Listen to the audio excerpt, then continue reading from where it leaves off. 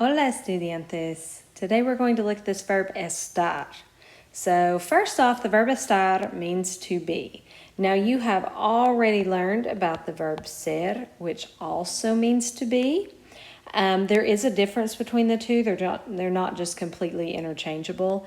With estar, you use that for location and for feelings. And you will frequently hear people say that ser is more permanent and estar is more temporary. And that's true to a certain degree, but really location and feelings for estar is where you want to start with that, because it doesn't mean necessarily a temporary location. So it could be the location of your backpack or of your friend. And that would be temporary, but it also would be the location of, say, the United States. So that, barring some terrible disaster, is a pretty permanent thing. So you really can't think of it as temporary versus permanent, at least not in the way that we're using it. So estar really is location and feelings, and we're going to try and just keep it pretty simple. We won't talk a whole lot about any more differences on those today, but location and feelings is what you use estar for. So first off, let's look at the conjugations. You may have already learned these. If not, this will be good information. You should write them down. But you guys know your pronouns, so yo is I. So if we want to say I am, you say yo estoy. The next pronoun we know is tú, which means you. So to say you are, you will say tú estás. And you guys know those pronouns are really optional. You can just say estoy by itself, and that means I am. You can just say estás by itself, and that means you are. Next up we have usted, él, or ella. So if you want to say you are, and it's formal, or he is, or she is, the conjugation you will use is está. Now, also, that goes with it. So going back to the backpack, if you want to say my backpack is in the Spanish classroom, then it's going to be the está conjugation.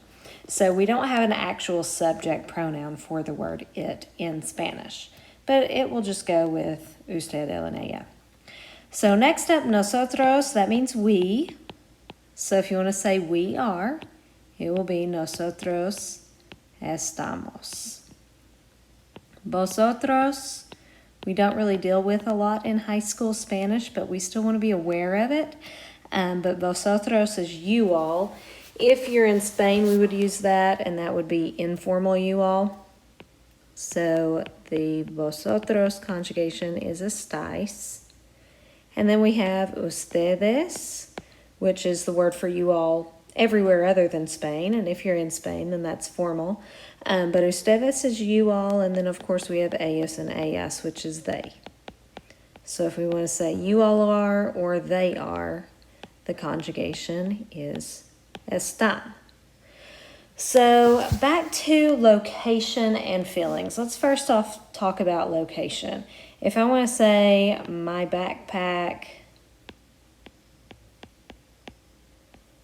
is in the classroom. Let's try that out. So my backpack, that would be mi mochila. And then we've got to decide what conjugation of estar would go with mi mochila.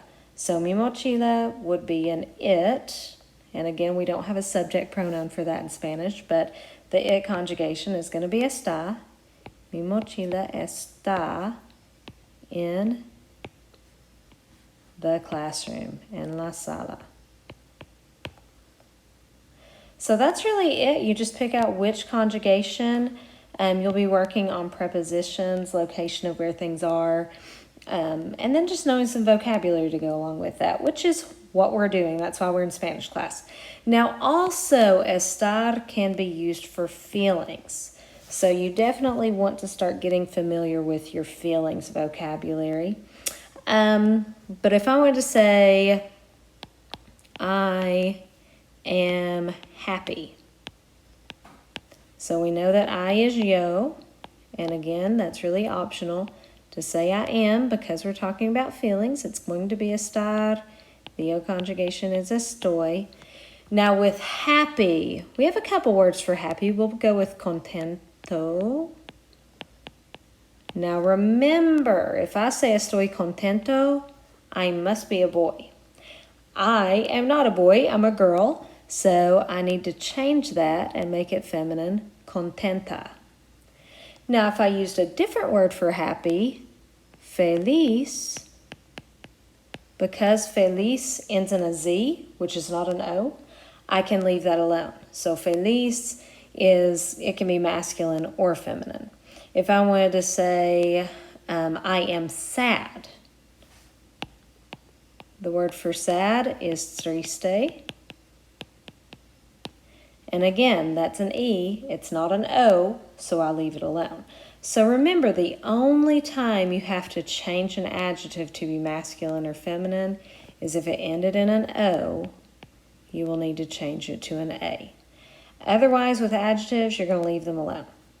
Now, to make those plural, I want to remind you, if I wanted to say we are happy,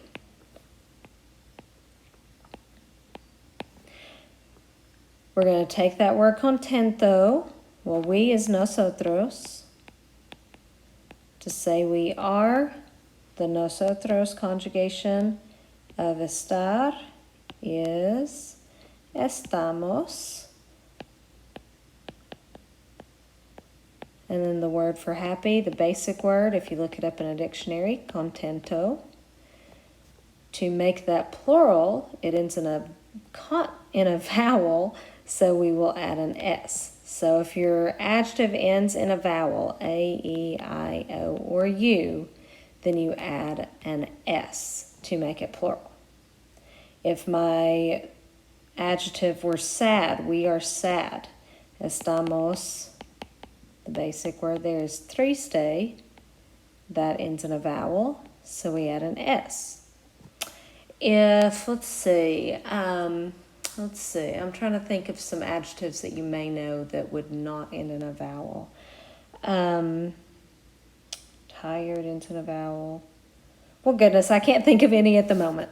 But let's say that we had one that ended in a consonant. A consonant is anything other than A, E, I, O, or U. Those are your vowels. So anything other than your vowels or consonants.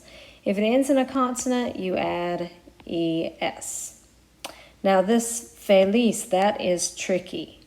If it ends in a Z, we don't like ZES. So anytime that would happen, we change it to a C. So it would be felices with a C. So I hope that helps. I will see you at our next meeting. If you have any questions, you can ask me about them then. Also, don't forget, you can always email me. We can set up a meeting if we need to do that.